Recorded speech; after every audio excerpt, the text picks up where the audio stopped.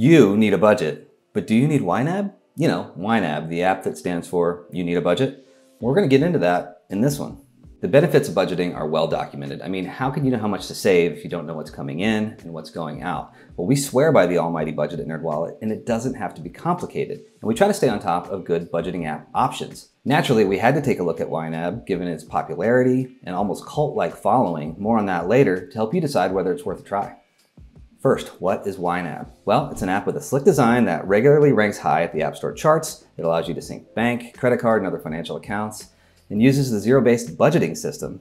It's currently $14.99 a month or $99 a year to use it. There's no free version of this app, but there is a free trial. But more than an app, YNAB is a money management method that hinges on 4 rules. So let's talk about those. Rule number 1, give every dollar a job. And this is zero-based budgeting. It's tried and true, and it's what it's all about. You make a plan for every dollar you earn, and you prioritize your essentials first. Rule number 2, embrace your true expenses. And the idea here is that you take a larger, less frequent expense and you break it down and budget for it month by month. Maybe something like holiday spending, break it into smaller chunks, budget for it over time. It won't be as tough when you get there.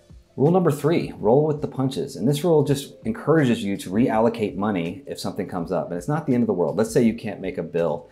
Well, maybe you can take money from another category like entertainment or eating out or something less important to pay for that bill. Again, not the end of the world. You roll with the punches. Rule number 4, age your money. And this is all about building up savings. You meticulously watch what you spend. You build up savings. You increase the time between what you earn and what you spend. And ideally, you're living on last month's income for this month's bills.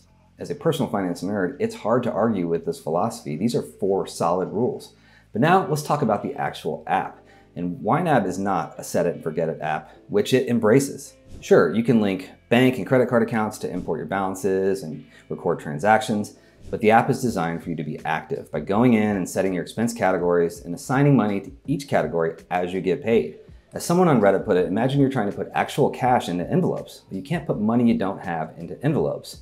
That said, you can make budgets and set categories for money that's not yet in your bank account, but until you have enough money to cover the expenses, you're gonna see some red showing that you're underfunded. I think it's helpful to see that. It might be a little jarring, but ideally, you're not gonna see that for long because you'll become intentional with your money. You'll be saving over time. You'll be growing your money, like YNAB wants you to do, like we all want you to do. And you'll be using previous income to pay for today's expenses. So taking a look at the app so you can see what it looks like inside, look at what I've been talking about in this video. Those were my budgeting categories. Now I'm just looking at my balance in the bank, which I've added manually. And here you can see the budgeting categories. You can edit those, how much you want to spend each month, how often, monthly, weekly, and then the green bar shows those are funded. I haven't funded my mortgage yet. I'm going to do that now. And whoops, I don't have enough in the bank to cover that. It shows me that. So I think I will unfund that for now until my second paycheck comes through.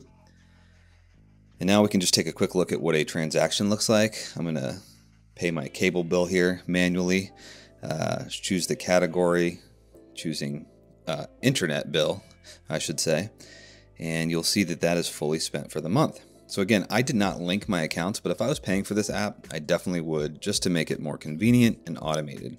One thing I've noticed as I've explored this app is I'm kind of old school. I prefer using the web-based desktop version of the app so I can actually see it and put my expenses in and play around with the categories and check my balances. It was just more helpful for me to see that on a laptop screen than a phone screen. I could see using the phone for management over time though. You may find that to be the case for you. So who is this app for? Well, I spent a lot of time reading through the YNAB subreddit, and I kind of grouped the people, the users, into 2 categories. First, you have the enthusiasts, and these are the people that are gonna scream this mantra: you cannot assign money you do not have, and they own that. It's like a competition with themselves. They've really adapted to the YNAB way, and it helps them save money. Then you have the explorers, and these are the people that are wondering, can I follow this approach where you can't assign money you don't have? Is this right for me? I want a budget at this level of detail. YNAB is probably the way to do it, but can I truly follow it? So in reviewing this, I kind of think about myself. I know that managing money to a certain level of detail wears me out. Yes, I like to budget. I like to look at my budget, usually in a spreadsheet, and note problem areas when I need to, and just know that in the back of my mind, I'm gonna take care of them with my spending. And that's really my mild concern with this app. It's just really hands-on. I think it's for a certain person that likes this level of detail, but I think other people might find it difficult to manage and keep up with. Let's not forget that there is a recurring cost associated with YNAB. It's a subscription service that you pay for until you cancel. And you should also consider that there are free alternatives. A couple that come to mind: Every Dollar, Good Budget. These are apps that are kind of similar to YNAB, and they operate off the zero-based budgeting system or envelope system, and they have free versions. There's the free NerdWallet app that allows you to connect your financial accounts, track your cash flow, look at your net worth, and check your credit score at any time. Another option is to work with a professional to make a custom financial plan, and there are a lot of ways to do that these days. NerdWallet Advisors is just one example. Like other flat fee financial advisors, this can often be a smarter money move compared to paying a percentage-based fee. That said, if the features of YNAB pique your interest, and I can see why they would, it might be worth doing the free trial to give it a shot. You can also check out our Best Budgeting Apps article on nerdwallet.com. Then you can decide if YNAB is right for you. I'm Tommy Tindall, personal finance writer at NerdWallet. If you're still on the fence about YNAB, we just made a video on the 6 best budgeting apps of 2024. Go ahead and check that out.